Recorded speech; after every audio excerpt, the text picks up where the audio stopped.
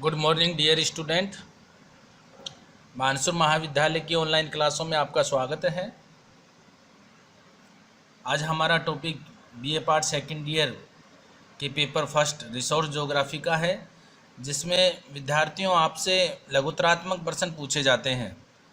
तो मोस्टली जो लघुतरात्मक प्रश्न पिछले कुछ वर्षों में आए हुए हैं आपके, उन्हीं की हम बात कर लेते हैं। तो सबसे पहले देखिए प्रश्न नंबर 1, संभावित संसाधन क्या होते हैं। संभावित संसाधनों की बात करें तो जो संसाधन वर्तमान स्थिति में मानवीय आवश्यकताओं की पूर्ति करने के लिए प्रयुक्त नहीं हो रहे हैं, वे संभावित संसाधन कहलाते हैं। यानी कि हम समझें इसको, तो जो आज तो उपयोग में नहीं आ रहे हैं लेकिन भविष्य में उपयोग में आ सकते हैं, वो संभावित संसाधनों की श्रेणी में आते हैं, तो उनको हम संभावित संसाधन कहते हैं। प्रश्न नंबर 2 देखें तो एक कथन दिया गया है कि संसाधन ऐसी कोई वस्तु है जो मानवीय आवश्यकताओं और इच्छाओं की पूर्ति करता है। ये कथन किस भूगोलवेत्ता का है? तो ये कथन जेम्स फिशर महोदय ने दिया था। जेम्स फिशर महोदय ने कहा था कि संसाधन ऐसी कोई वस्तु है जो मानवीय आवश्यकताओं और इच्छाओं की पूर्ति करता है। नेक्स्ट प्रश्न देखें, संसाधनों की संकल्पनाएं। तो संसाधनों की विभिन्न संकल्पनाएं हैं, जिनमें से आपसे 2 संकल्पनाएं पूछी गई हैं। तो पहली संकल्पना देखें, संसाधन होते नहीं बनाए जाते हैं। पृथ्वी के धरातल पर जो भी साधन है वो जब संसाधनों की श्रेणी में आते हैं जब मानव उनका उपयोग करता है। तो मानव अपने एक निश्चित उद्देश्य के लिए संसाधनों का उपयोग करता है, तब मानव के द्वारा ही संसाधनों का निर्माण किया जाता है। दूसरा देखें तो संसाधन एक कार्यात्मक संकल्पना है। कोई भी साधन है, संसाधन है, वो एक कार्यात्मक रूप में उसका उपयोग किया जाता है। मान लीजिए आज उसका उपयोग किया जा रहा है, भविष्य में भी उसका उपयोग किया जा सकता है। तो एक कार्यात्मक रूप में कोई भी संसाधन है वो मानव के उपयोग में ही काम आता है।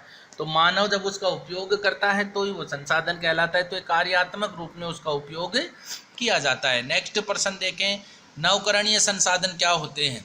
तो वे संसाधन जिनका एक बार उपयोग करने के बाद उनको पुनः उत्पादित किया जा सकता है।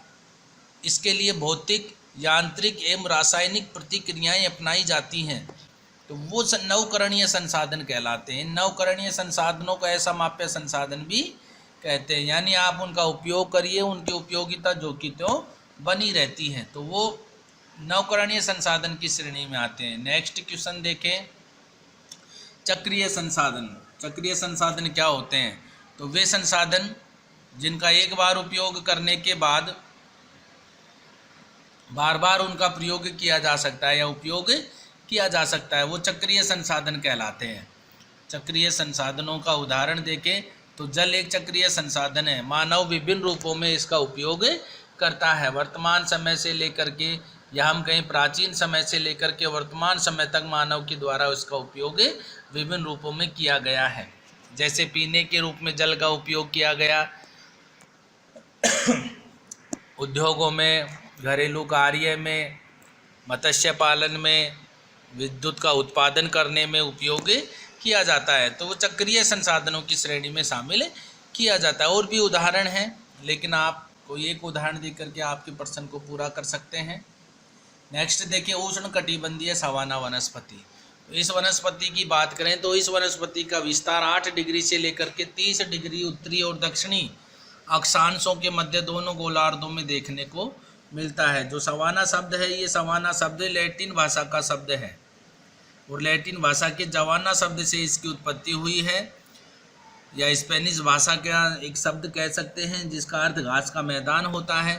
तो विश्व में जो विभिन्न घास के प्रदेश हैं, जैसे ब्राज़ील में कंपाज है, ओरोनिको घाटी में लानोज, वेनेजुएला में, इनमें इन वनों का विस्तार देखने को मिलता है। तो कई बार पूछ लेते हैं आपसे, सवाना शब्द किस भाषा का शब्द है। तो ये जवाना शब्द से लिया गया है, लैटिन भाषा का एक शब्द है। नेक्स्ट प्रश्न देखिए, टुंड्रा वनस्पति। तो टुंड्रा वनस्पति का विस्तार देखें तो टुंड्रा वनस्पति केवल उत्तरी गोलार्ध में देखने को मिलती है। इसका जो विस्तार है वो उत्तरी गोलार्ध के आर्कटिक क्षेत्रों में फैला हुआ है। लंबी शीत ऋतु के कारण यहाँ शैवाल, नरकुल, काई आदि किस्म की छोटी घास पाई जाती है। टुंड्रा का संपूर्ण भाग वर्ष भर हिम से ढका हुआ होता है या हिमाच्छादित रहता है। तापमान हिमांक से नीचे रहता है, वर्षा 40 सेंटीमीटर से कम होती है, वर्षा होती है वो हिमवृष्टि के रूप में यहाँ देखने को मिलती है। तो आपसे पूछा जाए टुंड्रा वनस्पति का विस्तार, तो उत्तरी गोलार्ध में देखने को मिलता है, आर्कटिक क्षेत्रों में मुख्य रूप से। नेक्स्ट प्रश्न देखें, शीतोष्ण कटिबंधीय घास के किन्हीं दो प्रदेशों के नाम लिखिए। यानी हम घास के प्रदेशों को दो भागों में बांटते हैं, एक उष्ण कटिबंधीय घास के प्रदेश और एक शीतोष्ण कटिबंधीय घास के प्रदेश। तो शीतोष्ण कटिबंधीय घास के प्रदेशों की बात करें तो पंपाज और स्टेपीज, ये दोनों शीतोष्ण कटिबंधीय घास के प्रदेश हैं। नेक्स्ट प्रश्न और भी देखें तो आप प्रेरीज है, डाउन्स है, आप बता सकते हैं, लेकिन आपसे दो पूछे गए, आप दो के नाम बताइए। पेडोल्फर मिट्टी, अच्छा प्रश्न है, पूछ लेते हैं मिट्टियों के संदर्भ में। तो पेडोल्फर मिट्टी का विस्तार देखें तो यह मिट्टी एल्यूमिनियम व लोहांश की मात्रा पाई जाती है इस मिट्टी में, और यह मिट्टी मुख्यतः अधिक वर्षा वाले क्षेत्रों में मिलती है। इसमें निच्छालन की क्रिया अधिक होती है, इसे लेटेराइजेशन भी कहा जाता है। तो पेडोल्फर मिट्टी के बारे में आप बता सकते हैं कि इस मिट्टी में एल्यूमिनियम और लोहांश तत्व की अधिकता पाई जाती है, अधिक वर्षा वाले क्षेत्रों में मिलती है, और निच्छालन की प्रक्रिया इस मिट्टी में देखने को मिलती है। मत्स्य पालन के लिए अनुकूल दशाएं, मत्स्य पालन के लिए विभिन्न प्रकार के अनुकूल दशाएं मिलती हैं। सबसे पहले देखें महत्वपूर्ण प्लैंकटन की प्राप्ति, जलवायु है, नदियों के ज्वारनद मुख्य हैं, समुद्री धाराएं हैं, छिछले सागर हैं, जनसंख्या की अधिकता है, ये सब मत्स्य पालन के लिए अनुकूल दशाएं हैं। ग्रांड बैंक प्रसिद्ध है, ग्रांड बैंक प्रसिद्ध है, तो ये ग्रांड बैंक जो है ये मत्स्य पालन के लिए प्रसिद्ध है, उत्तरी पश्चिमी अटलांटिक महासागर में है, और ये मत्स्य पालन का एक प्रमुख क्षेत्र है। उत्तरी पश्चिमी अटलांटिक महासागर में दो जलधाराएं आकर मिलती हैं, एक लैब्राडोर और एक गल्फ स्ट्रीम।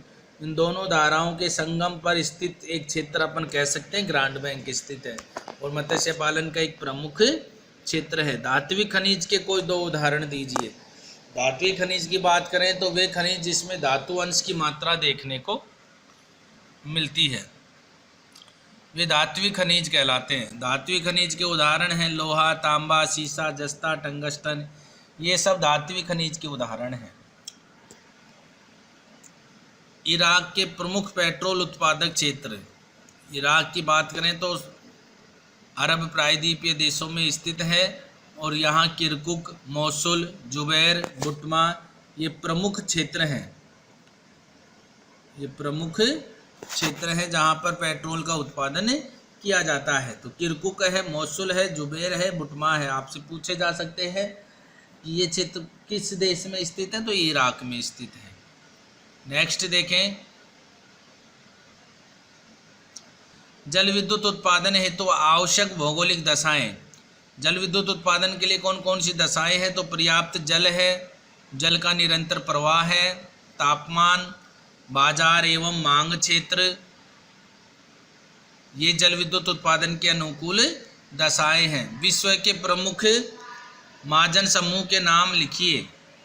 विश्व के प्रमुख महाजन समूह में सबसे महत्वपूर्ण है एशियाई महाजन समूह, दूसरा है यूरोपीय महाजन समूह, तीसरा है अमेरिकन महाजन समूह, और चौथा है अफ्रीकन महाजन समूह।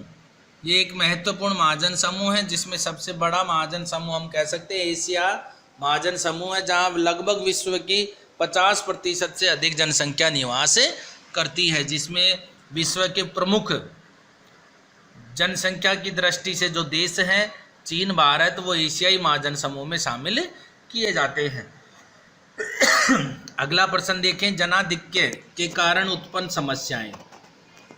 जनाधिक्य की बात करें तो हमने पिछले कुछ वीडियो में जनाधिक्य के बारे में बात की थी। जनाधिक्य से तात्पर्य होता है कि जब किसी प्रदेश में संसाधनों की तुलना में जनसंख्या अधिक हो जाए तो उस क्षेत्र में जनाधिक्य की समस्या उत्पन्न हो जाती है। अब इसमें क्या क्या समस्याएं आ जाती हैं, तो सबसे पहले देखें तो सबसे ज़्यादा जब अगर संसाधनों की तुलना में जनसंख्या होगी तो उस प्रदेश में बेरोजगारी की समस्या बढ़ जाएगी, वहाँ रहने के लिए आवास की समस्या हो जाएगी, भोजन की कमी होगी उस प्रदेश में, और जनसंख्या तीव्र गति से बढ़ती चली जाएगी। तो ये समस्याएं देखने को मिलती हैं। तो ये कुछ जनाधिक्य के कारण उत्पन्न समस्याएं हैं। बेरोजगारी बढ़ेगी जब जनसंख्या अधिक होगी किसी प्रदेश में और संसाधन कम होंगे। आवास की समस्या उत्पन्न हो जाएगी उस प्रदेश में, भोजन की कमी होगी उस प्रदेश में, और तीव्र जनसंख्या वृद्धि होगी उस प्रदेश में। तो इस प्रकार से जनाधिक्य के कारण निम्न समस्याएं देखने को मिलती हैं। तो आज हमने कुछ लघुतरात्मक प्रश्नों की बात की, जो कि आपको लगभग पिछले 5 वर्षों में आए गए जो प्रश्न हैं उन प्रश्नों की हमने आज बात की है। Thank you.